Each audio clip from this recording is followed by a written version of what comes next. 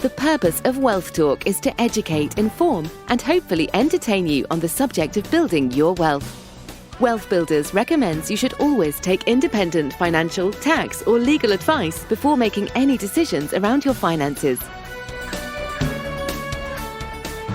Welcome to episode 101 of Wealth Talk. My name's Christian Rodwell, the Membership Director for WealthBuilders, and I'm joined today by our founder, Mr. Kevin Whelan. Hi, Kevin. Hello, Chris, and we're on a new journey now from 100 to 200. Ooh, I wonder where this will take us.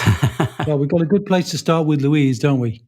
We're in the groove now, and yes, this will be our third member spotlight of 2021. And indeed, Louise Righton, who is one of our founder members, joined us back when we launched, which was May 2019. And we called it the Foundation Program right at the beginning. So Louise may refer back to the foundation. And, Louise has just blossomed. She was out of the blocks super fast, and she hasn't stopped since. That's certainly true. You know how in the very early episodes of the podcast, Chris, we talk about the difference between the drifters, the DIYers, and the dynamos. Louise is a powerhouse. She's not a dynamo. She's definitely one of those, with the batteries firmly up her rear end. She's just full on all the time, full of energy, full of passion, full of sharing. Just a wonderful person to be around, and we're so proud and pleased that she found her way to us through a very nice connection that was made to me way back when. And joking aside, she's just a joy to be with, isn't she? Yeah. So every month we shine the spotlight on one of our members in our 7 Steps to Wealth program, and we just walk through our 9-step roadmap. So our recurring revenue roadmap, and that's exactly what I'll be doing with Louise today. So why don't we head on and have a listen to that? Louise, welcome back to Wealth Talk today. Hi, Christian. How are you today? I'm doing very fine, thank you. And I enjoyed your session yesterday. You were doing a panel. Why don't you just quickly tell us about what you were up to? Yeah, it was great. I was invited by Mark Stokes, who runs SSAS Alliance, who founded SSAS Alliance, actually, and runs that with Kevin. I was invited to convene and run a panel on women in SSAS, because it's actually quite a male-dominated space. I think our SSAS Alliance membership comprises about 25% women, 75% men. And so I'm trying to make SSAS, I suppose, relevant to women, or at least be sort of the female face really for SSAS Alliance. So Mark and Kevin asked me to convene a panel of other women SSAS trustees to talk about our journeys, what we were doing with our SSAS, what it meant to us as women, and what it means, as wealth builders as well. So yeah, that was very well received, Christian. So I was really happy to do that. Yeah, and you were with familiar names as well, Sean, previous member, and Carol, one of our wealth coaches. So absolutely, and Manj Mahal as well, who's a wonderful SSAS trustee. So yeah, it was really nice to collaborate with them and for them to tell their stories. And we got loads of great feedback from both men and women, but a lot of women particularly resonating with us and saying, yeah, that looks pretty interesting. I'd like to do what you're doing. So if we can inspire a few women towards financial independence and providing for their retirement through SSAS, then, that's a good result. Well, we're going to hear your story today, Louise, because you are our member spotlight for March, and we're going to run through our roadmap. So you joined us as a founder member right back on day one. So back in 2019, just coming up to 2 years ago now. So you've seen our program evolve, and you have evolved, and it's been tremendous to be able to, watch that. And we're going to dive straight in and start to find out what are some of the steps that you've taken along the way, Louise, to help you to start building more recurring income. So let's begin back at the beginning. And that's always step one, which is getting really clear on your mindset and your reason why. So was there a particular catalyst or a point that you can think back to, Louise, where you said to yourself, I just got to do something about this? Yeah, it's interesting, Chris, because I think a lot of people say they're family, and so I'm no different there. But it's probably a combination of things, wanting to make sure I provided for my family. And I've got 2 girls that are both young teenagers now. And my eldest daughter does have some disabilities. And so I'd started to think about her growing up and achieving, independence from us. And we expected to achieve independence from us, but potentially not on the same timeline as one would expect, a daughter or son without disabilities. So my daughter's autistic and she's got a collection of other disabilities. She's extremely bright and has a lot of talent, but she needs a lot of support as well. So I'd started to think about, I suppose, my impending mortality, heading towards 50 and beyond, and, how I was going to provide for her if she needed additional support, throughout her life.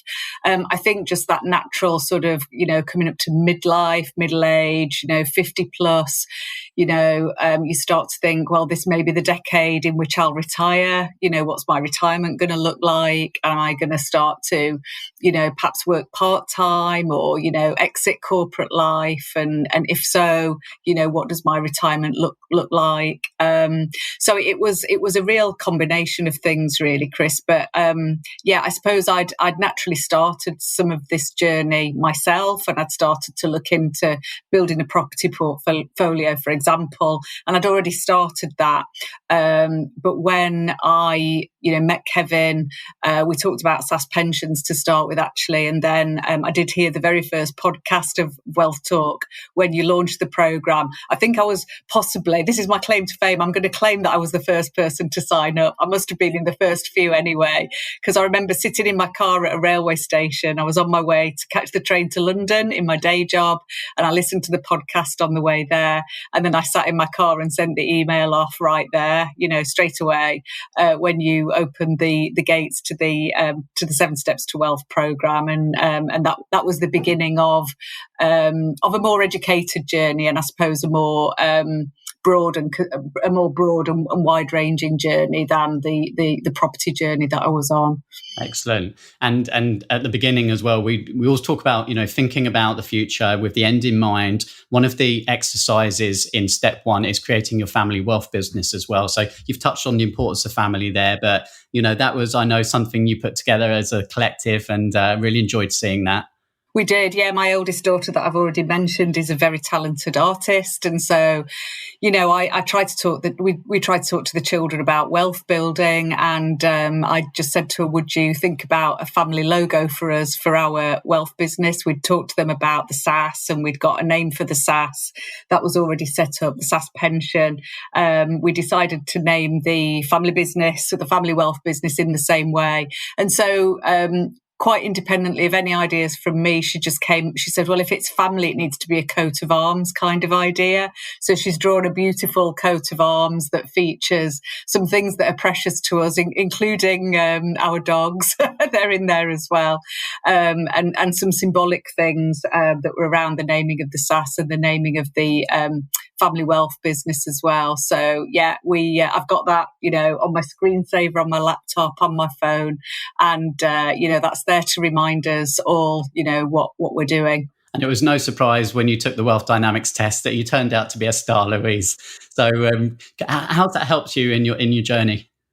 Do you know, when I first took it, I actually had a bit of it was almost a setback to me to see that result, Chris, and I'll explain why. I'm a 30-year plus corporate marketer in, big businesses in the healthcare and life sciences and pharma industries. And so I took the Wealth Dynamic test and it came out as a star.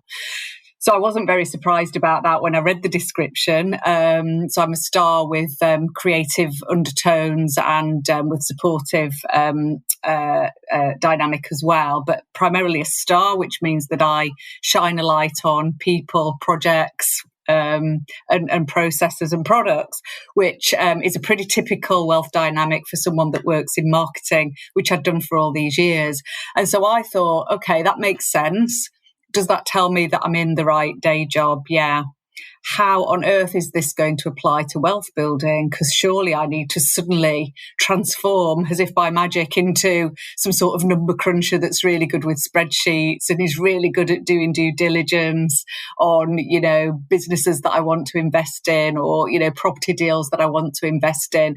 And so I was a little bit disheartened, actually. I thought, how's this going to work? And I'd just not fully understood it, really. And so through a process of reflecting upon it and, going through a process with my wealth coach and on my own of just thinking, well, what is my plan going to be, across the 7 pillars, then it started to dawn on me that I could use all of these marketing skills and this star wealth dynamic in the pillars that I wanted to focus on, and in the wealth building journey as well. So, for example, fairly early in the journey, I decided I was writing a book. I was creating intellectual property.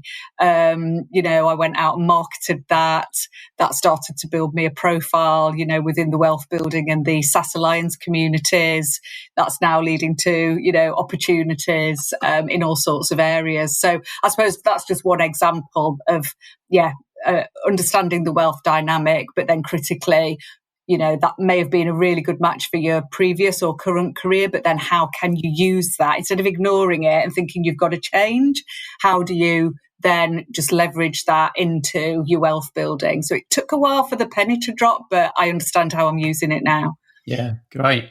So that takes us into step 2, and that's the wealth gap, Louise. So this is about getting crystal clear on how much asset income that you're generating at the moment, and then how much you require in order to reach the next wealth level. So which of the 5 levels were you at when you joined, and where are you now? Yeah, I was at financial insecurity when I joined. Before anyone feels sorry for me, I work full time in a global corporate marketing role and I earn a good salary. So while I say I'm financially insecure, all of my needs and my family needs are being met by a salary. Okay, but that still means I'm financially insecure, because if the salary disappears, and I get made redundant, or, I have to leave work for some reason, it means that the bills don't get paid. So I am still at financial insecurity, but I am making significant inroads into my goals to be financially secure and then financially independent. So I think the key thing, Chris, is, I know what the numbers look like. I'm tracking them. I can see, what I'm adding every month. I've got a roadmap in front of me. And I think that although I'm still at the same level as when I started in terms of still being in that financial insecurity bracket, I can see the progress that I'm making and I can see the game plan. And I think, that gives you a lot of confidence in what you're doing, and it gives you the momentum to carry on. Absolutely. And I know that thermometer has been rising for you, and we'll perhaps touch on that when we get to step 8, which is tracking your results. But step 3 is the final step in our sort of foundational level, which is all about building that confidence. And step 3 is protection. So do you have any examples, Louise, of where you were able to, look at the roof, as we call it, and identify things that needed to be done? Yeah, I think a few areas really, but probably the key one was just to make sure we'd got the wills and the trusts in place. We'd already done the LPAs, for example, the lasting power of attorneys, because sadly I'd been on that journey with my parents, and I lost my dad to Alzheimer's about nearly 5 years ago now. So I'd understood how important the LPAs were, the health LPA and also the finance LPA, because I had acted as my dad's attorney in the health decisions that were made for him, and also in the financial decisions that were made as he declined. So I already knew all about that. I know that that's something that perhaps comes as a surprise to people, that at our age, we will be putting LPAs in place, but you just don't know when you're going to, have an accident that renders you, unable to communicate, for example. So I think that's a really important step that I would encourage anyone to take, and it's very easy to do.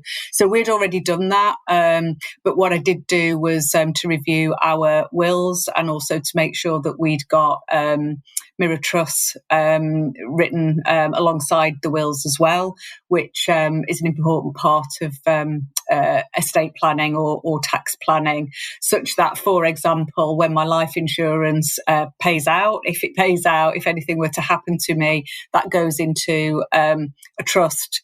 So it's dealt with in a different way to sort of the rest of my estate. So, there's, again, some tax advantages around trying to just, ring fence things in trust rather than just have them all pour into one big, Louise Righton's estate bucket, which, could potentially be subject to inheritance tax. Yeah. So once all of that is in place, that gives you that strong foundation, as you say, you know that you're building something that's going to last and is long term. So we move now into stage 2 of our roadmap, and step 4 is about the assets. So we know the 7 pillars, 7 different ways to generate recurring income. And you mentioned, I think actually, Louise, you already had some experience in one of those pillars. But what other pillars have you explored since then? Yeah, I've explored quite a few of the pillars, and one thing that I've talked about before, Chris, that I really learned was just the need to really focus. Because I'm a marketer and I'm creative, I kind of see lots of ideas and lots of things that I want to try and think, well, I'll be able to do that. I'll have a go at that. But I think the focus. I remember Kevin saying to me, just pick one and focus, Louise. So. I have done some work in the home capacity pillar, and we've had a lodger for some time now, earning about £6,000 a year under the government's rent-a-room scheme tax-free. So we've leveraged home capacity, we've leveraged an empty bedroom and an empty bathroom in our home, and that's that goes straight onto the wealth thermometer as income every month. So that's really nice.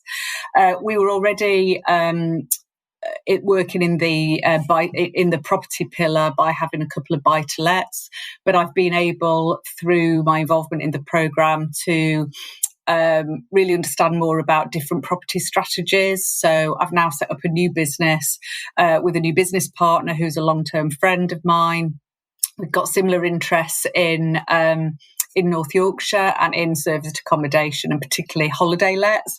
So we're now building a portfolio of high quality holiday lets. So we're buying up cottages, that need renovation around the North Yorkshire National Park. And we've got our first one under refurbishment now, hoping to have that ready just as we come out of lockdown so that people can start booking that and getting away.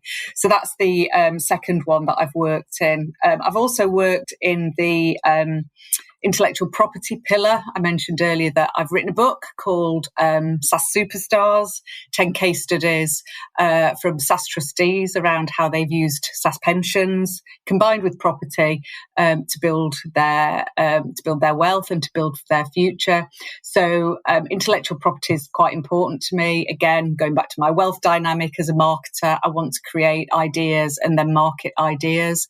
So the book was an example of actually the intellectual property pillar, because I wrote a book, but also it was an example of a joint venture as well, because I co-produced the book with Mark Stokes, who I mentioned earlier, who's the co-founder of SSAS Alliance. So that was an example of IP and joint ventures. And then finally, pensions, I would say, has been the central sort of theme through most things that I've done.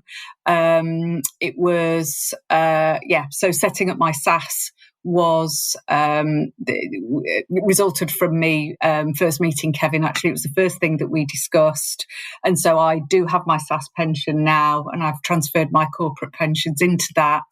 That's now allowing me to invest with people doing property development projects and learn from them. So it's part of my education, and it's allowing me to develop my own property portfolio.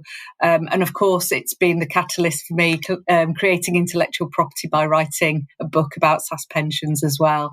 So pensions has probably been my main pillar and where I spend most of my time. It's quite a lot of work sort of going on that journey of sort of education, getting the confidence, taking the guided action, and then executing on the pension.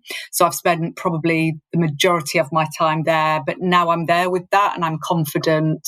That's then allowed me to, focus on some of the other pillars. Yeah. Phew. And we're only halfway through the roadmap, and so much great stuff already. So here we go. We're moving into step 5 now. So step 5 is all about leverage, and leverage is the key to wealth building. It isn't necessarily always financial, but it could be intellectual or relationship leverage, systems, and leveraging your time. So is there any other examples that you can think of that you haven't perhaps already mentioned, Louise, of how you've brought leverage into play to help you build your wealth? I think my main leverage has probably been financial, Chris, through the pension, because having control of that pension fund and becoming my own pension fund manager by becoming a SSAS trustee has enabled me to build relationships, to make great contacts, to build relationships, and then to, in turn, get education sort of through those relationships. So I would say that's been my key piece of leverage, and I'm just fortunate to have, good pensions from, a lifetime working in corporate that I'm, at this stage in my life able to leverage. So that's been really good. So yeah, I guess financial plus relationships. I guess I'm a natural networker, again, being a marketer in a star wealth dynamic. So I've done, before lockdown, I did do a good year of solid networking in property and SSAS communities. So I was able to identify the people that I know, like and trust, the people that I want to have relationships with, do business with, collaborate with, learn from. And therefore, what I'm doing with my SSAS, but then also the idea for the book came out of all of that as well. So I'd say probably financial and relationships are the two that I've leveraged. I'm very time poor because I still work full time and I'm, trying to do a lot, as you've heard. So that's the one that I suffer from. But, again, coming back to Kevin teaches me about focus on turning the wheel of wealth, focus on just what you're doing in that moment and in that time. Don't try and be scattergun and do everything at once, because then you get frustrated and lose your momentum. So they're my key learnings from step 5, I think, Chris. Well, what I love about you, Louise, even though you say your time poor is, 2 years into the program, you still submit a progress report every month. You're still on the Q&As every month. You're there, you're absorbing information. And I think that's a key part of your success as well, is your commitment. Yeah. Yeah. So step 6 is strategy. Now, we've heard some of the strategies that you've been working on, Louise, but this is often where some people can really hit overwhelm because there's just so many different things that you could be doing. And of course, the next step is about focus, which we'll touch on in a minute. But defining a strategy, it is difficult because there's many things. Any advice or just tips for people who perhaps are, unsure where they should be looking at, and trying to do too many things at the same time, perhaps? Yeah. And I think this is where people potentially sort of get confused or talk at cross purposes, Chris, because we've got the 7 pillars. And even when you pick a pillar, let's say I pick the property pillar is the most obvious one, you've still got many, many strategies that you could employ within the property pillar, right? So property isn't a strategy. Property is an asset class. It's one of the 7 pillars, one of the 7 asset classes. But it's not a strategy. So even when you've chosen that pillar, you then still need to choose a strategy within that. So my example is I'd done a couple of residential buy-to-lets. I then said, right, I want a strategy in property, which gives me a high level of cash flow. I actually spent about a year, maybe even longer, looking at HMOs versus serviced accommodation and really just exposing myself to, to some education, reading, joining free webinars, on the internet, sort of watching people's Facebook lives, all sorts of things, just to get a feel for how it would be to operate in each one of these spaces. And, it's impossible to compare them in a way. They've got lots of different pros and cons. all you can say about them in common is that they are both, in theory, higher cash flowing strategies and higher yielding strategies than a vanilla buy-to-let strategy. And there's nothing wrong with, normal buy-to-let if that's what you want to do. You can perfectly well reach financial independence and beyond just with a buy-to-let strategy. But yeah, that's an example of choosing a strategy. It took me a year, and at times I was really beating myself up and saying, I'm just not getting started. I don't know whether to do HMOs or serviced accommodation. What am I going to do? But I just took my time, and then slowly, the gut feel was telling me, do serviced accommodation and just really focus. Then, of course, there's a sub-strategy, which is holiday lets, because serviced accommodation is a strategy, but there's lots of little sub-strategies within that as well. So, high quality holiday lets is now our strategy within the SA strategy within the property pillar, if that makes sense. So yeah, I think it's very easy to get overwhelmed. It's very easy to beat yourself up thinking, I need to be off the starting blocks and, doing all of this stuff from day one. But, in some ways you do, whilst you need to have momentum, Chris, you do, and you need to take action, every month. And I do.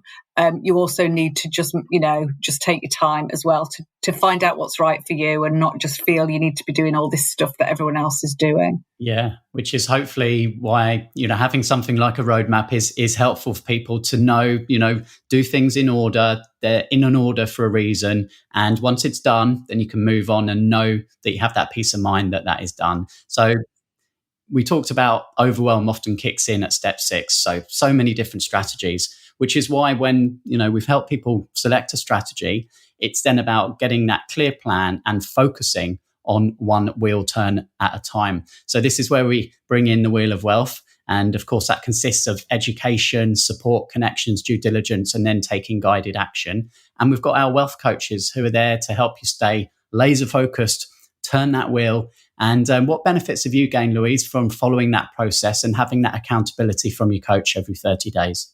Yeah, I think the process is phenomenal. And, again, I've said this before, this is the process that really keeps you focused on what you're doing and stops you just kind of chasing, what other people are doing.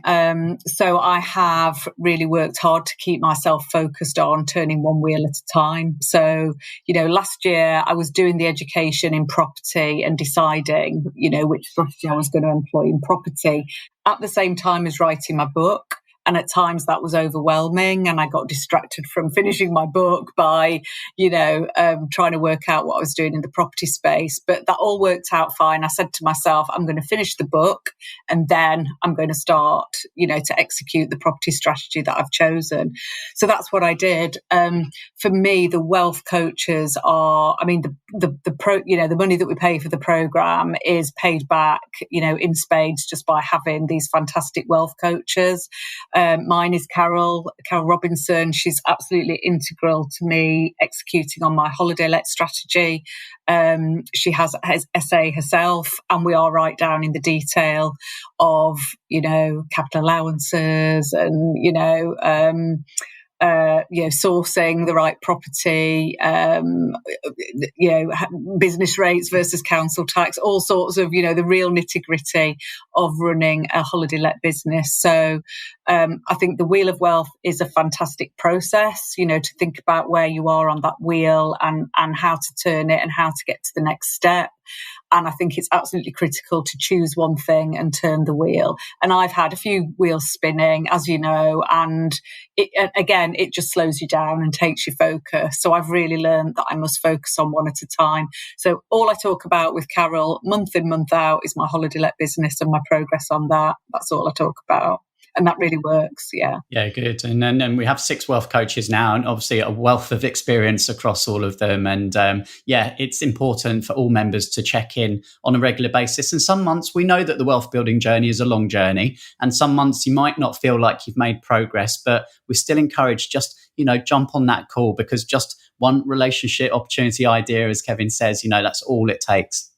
Absolutely. And there are times when, I kind of think, I've got my call with Carol in a couple of days' time. Have I done my actions? What have I achieved? And it'd be so easy to say, to just think I'm going to cancel it because I've not made any progress. But, so many times I've got onto those calls and said, I'm really stuck and I'm here and this is how I feel.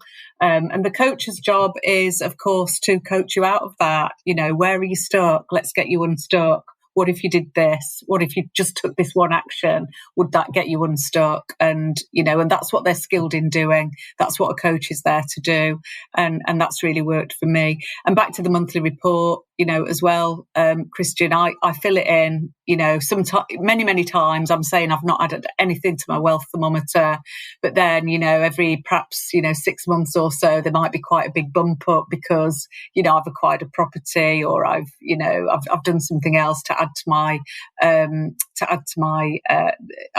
asset income, and so I think, I would say just don't be afraid of reporting that, you're adding zero. And even if that goes on for sort of 3-4 months, you're still reporting on the momentum and you're reporting on the action you're taking. And then when you come to read through those reports, I always read last month's report before I, write the one that I'm writing now. And you can see, wow, that's where I was at last month. Actually, I have moved forward. Even if the money hasn't changed, the action will have moved forward. And I think, that is the really key thing to focus on. Am I taking action and am I moving forward? Because if you do that, then we all know the results will follow. Absolutely. And you've teed it up for me because step 8 is results. So, you've just mentioned the importance and we drill this home, never let 30 days go by without doing something to build your wealth. So, we are here every month to check in with members in multiple different ways and make sure that you are tracking your results. You've mentioned the progress reports, but of course, when new members join, we send out a wealth chart. And, it's always great when we're on Zoom calls, we see the charts in the background and lots of the other printouts and stuff stuck on the wall. So it's really good. So, in terms of... Well, you can't see mine, Chris, because it's not in the background because, of course, it's exactly where it should be, which is straight in my eye line. It's above my desk. I'm looking at it there.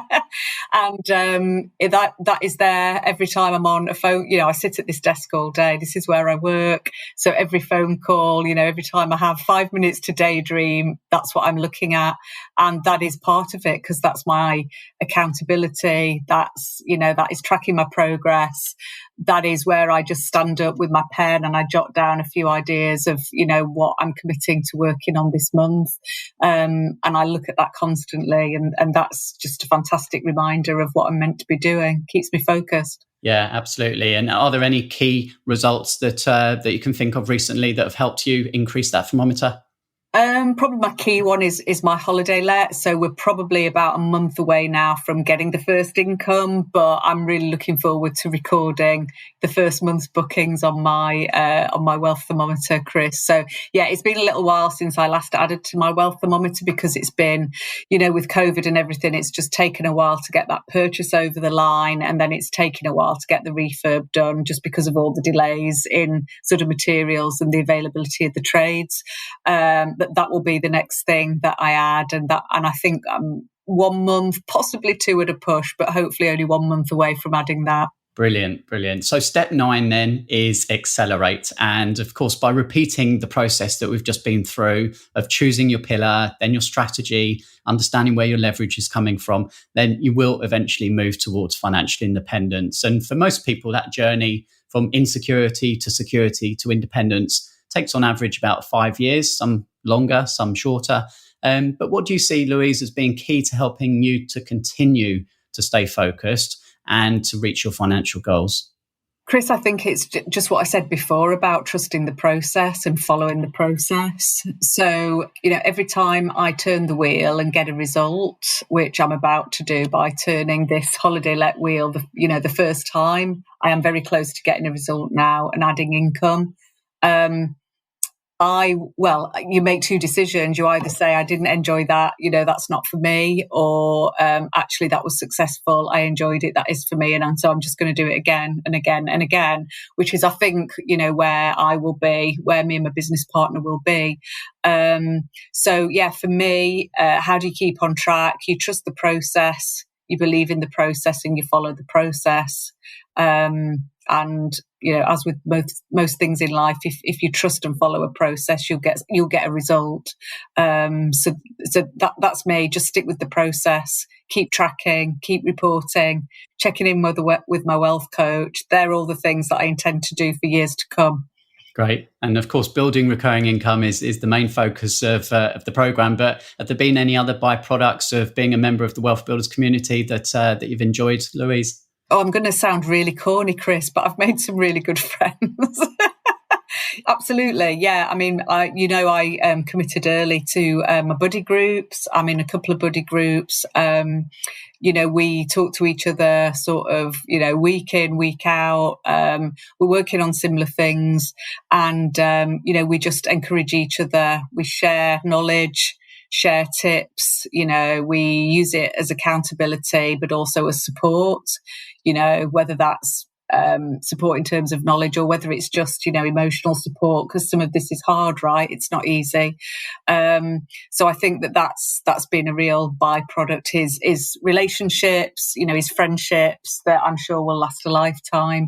And, just meeting great people, meeting the coaches, meeting other people in the program that I can learn from, meeting other people that I can work with going forward. They've all been, fantastic byproducts of the program. Yeah, well, we absolutely love having you as one of our star members, Louise. And thanks so much for sharing today. Well done, and keep up the great work. Thanks so much, Chris. Thank you. Bye.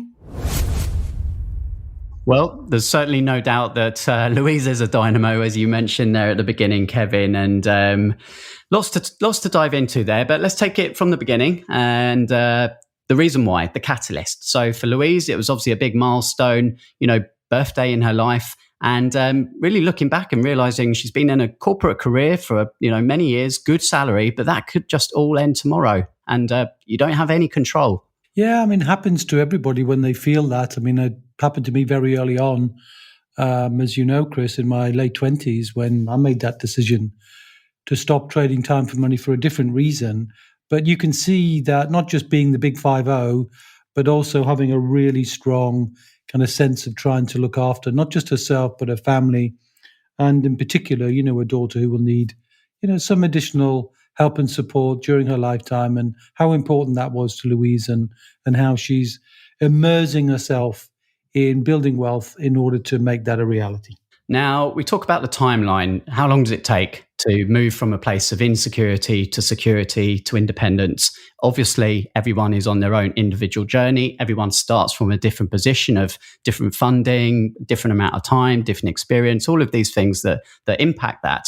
But Louise is only 2 years into the journey. So Louise said that she's still at the insecurity level, but that doesn't mean she hasn't been making progress. Well, she's been making great progress. I mean, the thing about the progress you make is it's always slower at the beginning, particularly, if you're trading time for money and that's consuming much of your time. Time leverage is a really important limiting factor. Now, nothing's limited Louise in that regard, because you heard her say herself, she spent quite a bit of time, a year, in fact, not just taking her time to make the decision about what to do. And she had a significant pension fund that needed guidance, needed advice, needed her to think about that and wrestle with that, but also to get the right strategy and the right education.